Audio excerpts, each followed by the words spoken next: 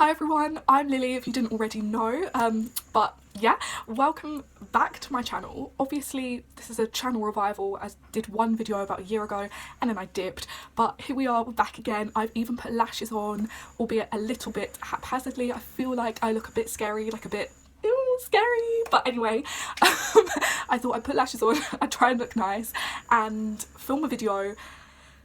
And yeah, how exciting is this? I mean, it's probably not that exciting, but it's exciting to me. So yeah, so without further ado, let's get on into the video.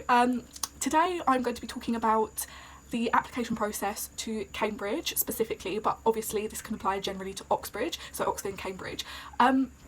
I have now finished my first year doing Human, Social and Political Sciences at Cambridge, so HSPS for short, and I thought now would be a good time to make a video detailing my experience but more my reflections and some sort of guidance on the applications process.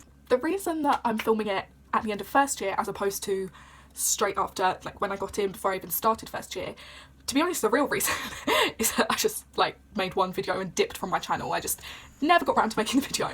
But actually, the reason I'm doing it now is because I feel like I have the benefit of hindsight. I've met a lot of people from lots of different schooling backgrounds, and now I know how my experience compares, and I sort of built up in my head like the patterns and basically like different experiences and how they fit into different schools. So I went to a state school, just a state comprehensive school, and I'm first generation in my family to go to university. Before I got to Cambridge, I kind of had this assumption that everyone I'd meet from a state school would be the only person from their state school that year, you know? I really kind of thought like, oh, like state schools only get like 1 or 2 people in every couple of years maybe. And I mean, for example, my school, in the 7 years that I was there, 2 girls got into Oxford, and then in my year group 2 people got into Oxford, and then I got into Cambridge. So 3 people, it's like a massive, like, I mean, it's more than 1. So it was like quite big. I mean, in the whole time I'd been there, no one had been to Cambridge, and for quite a few years before that apparently as well. So I thought that was, to be honest, I really thought that was the norm for every state school, as in like state comprehensive. I was aware that grammar schools, you know, would get a few more people, and then obviously private schools would have like consistently quite a few people each year. But to be honest with you, there are quite a lot of state schools out there that get consistently like maybe half a dozen people into Oxbridge every year, or maybe even half a dozen into Cambridge and half a dozen into Oxford. So they are doing the most, like they're doing the thing, like great. There's not this like homogenous state school experience, and I feel like I don't want to just sit here and make a video being like, this is my experience, this is how you get into Cambridge, like blah blah blah, I did this, boom, I'm at Cambridge now, whatever. I don't want to do that because I feel like it varies so much from state school to state school, and so I can't literally be like, how to get into Cambridge from a state school, boom, here's a video, done, let's go, because it just, I don't know, I don't feel like that would be useful. So to be honest, this video is aimed at people who go to state comprehensive schools that really are like doing it on their own. They don't have like the school backing quite a few people, putting them through the Oxbridge process, and by doing that they get several people into Oxbridge every year. Like this is aimed at people who of their own back really are applying to Oxbridge and are going to have to do the application process. Basically it's all going to be driven by them. You've decided you want to apply to Cambridge, you've got like your list of things that you need to do to meet that, all of those application process requirements. Now what? Now where do I look? I'm on my own and I need guidance, and this is kind of like what I hope this video will be, basically detailing just a few different directions that you can look for support in. Okay, so we've established that you are doing everything yourself, you're driving this application. So the first thing that I want to highlight is that it's very important that you know when all of the deadlines for your application process are. So if you have to submit something to the college you're applying for, make sure you submit that on time.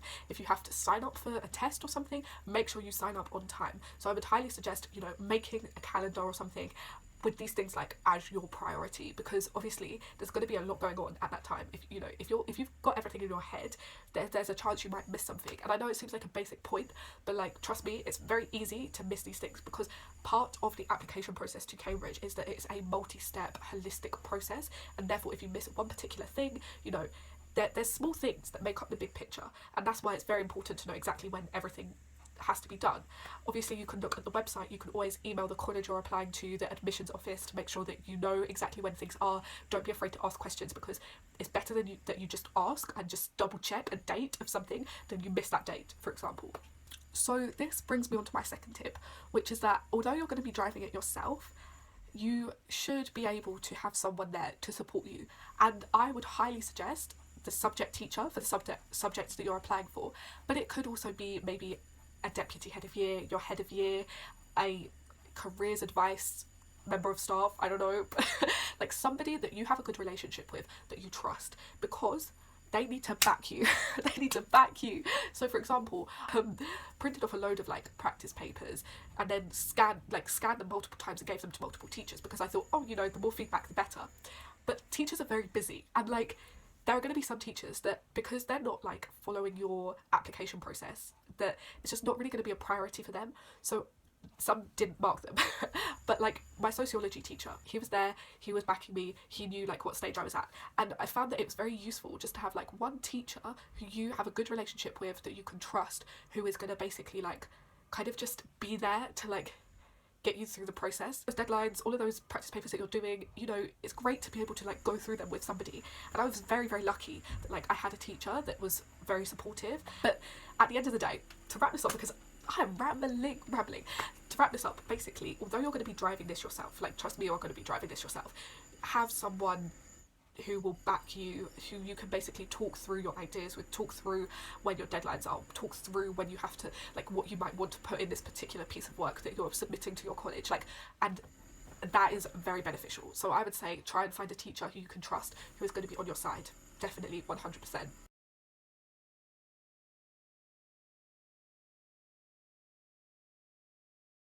I would also suggest, and I feel like this point also sounds very obvious, is this even useful? I feel like I'm making zero good points here, but anyway, I would also really suggest just using YouTube as your tool. People have made videos because they really want to help. Not only are there YouTubers out there, but there's also on the Cambridge website and the Cambridge YouTube channel itself, there's lots of like sort of snippets that you can watch that are like general guidance. And at the moment, in the times of now, these unprecedented times, the internet more than ever is your friend. So like at the moment, you're probably aware if you're already watching this video, but there's a bunch of like college tours and subject talks all virtually uploaded to the YouTube. Wow, why do I like sound like I don't use the internet? Basically there's a virtual open day going on at the moment. If you want to sign up for webinars, you can go onto the Cambridge website, sign up for like the webinars and the subject talks, have a look at different colleges' YouTube channels, see if you like the feel of the college, the look of the college.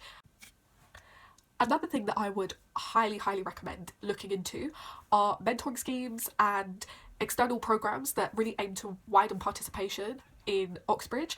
So for example, one of them, Target Oxbridge, that's specifically for black students. So if you're a black student watching this, their mentoring program will help you with your application and sort of through A-levels. Another one is the Cambridge Applicant Support Program. So although applications for this close on the 17th of July, so like get on that if you want to, that is actually run by Cambridge University, and that is basically a support program for people to go through their application and sort of mentor them through it.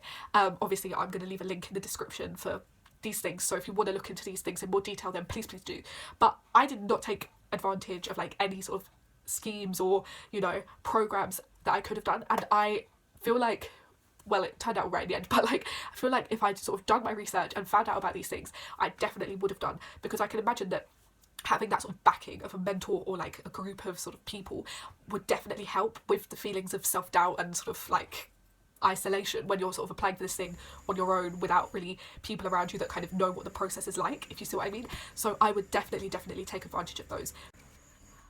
I think, well, I hope this doesn't come across sort of pessimistic or negative in any way, but I think it's important to note that if you're applying to Oxbridge as a first gen to uni student, as someone who doesn't come from a school that consistently gets people into Oxbridge, is that you're not going to know as much as somebody who has been surrounded by that university Oxbridge kind of experience and lifestyle from the get-go. Like, you know, it's not going to be embedded knowledge to you. You're going to have to like basically learn all of the stuff as you're going along, learn about like the applications process, the college system. You know, there's a lot of information to take on board. Like, there's a lot to take on board, and there's a lot to, and especially to basically kind of be driving that yourself or going through that yourself, like, that's a lot. But that's okay, because basically I hope this video has shown that you can make use of the resources around you. And I'm not saying this in a way that, like, you know, no matter where you're from, like, you can achieve, because girl, meritocracy, who is she? But basically, I want to basically emphasize that like you can make use of the resources around you, and you should make use of those resources and use those tools in particular. And so I think basically the main ones I've highlighted today are just self-organisation and self-driving, and like basically just knowing when things are happening and like keeping that in your mind and making sure that everything is ticked off of your to-do list to do with that. And finding maybe one sort of teacher or member of staff who you can trust, that you have a good relationship with, who can basically kind of just be there for you throughout that process. Like you can tell them, you know, today I did this practice paper, and they'll be like, that's really good, you know. And then also I would highly recommend just the internet. All of those people that are making YouTube videos, they want to help. So just like watch and consume as much content as you can, embed this knowledge in your brain. And then also finally, please make use of external resources, groups of people that are aiming to widen participation to Cambridge. So I've mentioned a couple, there's more. Like you can use these things and people are there to help.